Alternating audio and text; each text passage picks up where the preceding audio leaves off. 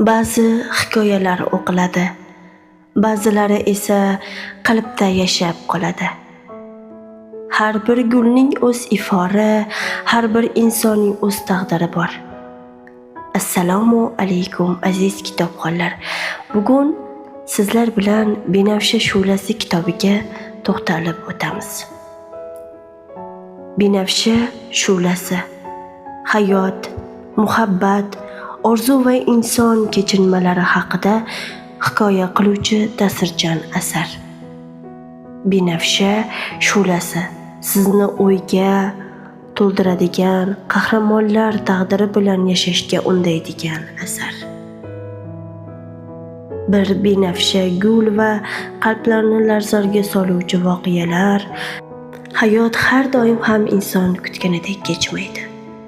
Orzular, sinovlar, muhabbat va ayriliqlar bir-biriga qorishib ketadi.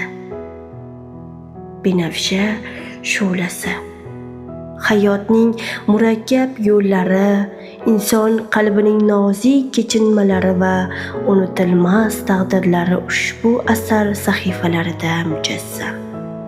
Bu kitobni o'qir ekansiz, har bir sahifada yangi tuyg'ularni his qilasiz.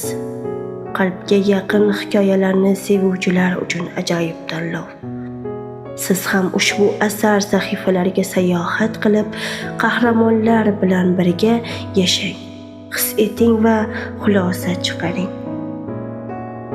Har bir sahifa sizni yangi o'ylarga chorlaydi. Har bir voqea qalbingizda aks-sado beradi.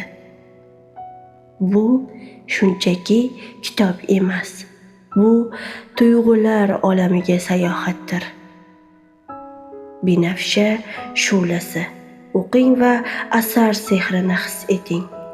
Qalbga yaqin satrlar sizni kutmoqda.